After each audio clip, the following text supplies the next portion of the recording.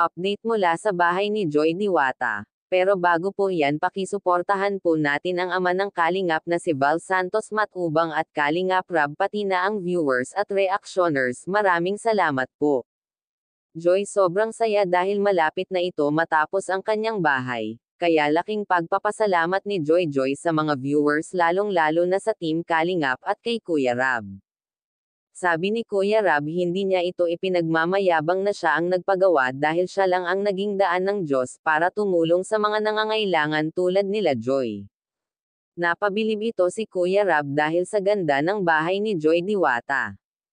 Lahat ng parte ng bahay ay tiningnan ni Kuya Rab para sinigurado ito maging maayos ang pagkagawa ng bahay nila Joy. Tinanong din ito ni Kuya Rab si Joy Diwata kung ano pa ang maging pangarap ni Joy maliban sa pagkakaroon ng bahay. Ang sagot ni Joy ay ang makatapos ng pag-aaral at magiging nursing ito at makapagtrabaho sa ibang bansa.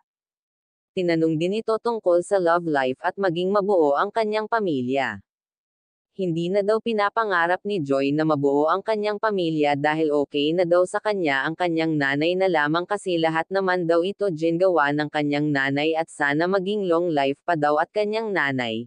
Tungkol sa love life niya, ayaw pa daw niya magkaroon ng love life, focus muna siya sa kanyang pag-aaral. Kaya hanggang dito na lang po at maraming salamat po. Kung bago lang po kayo sa channel ko, pa-like and subscribe my channel. Thank you for watching and God bless us all.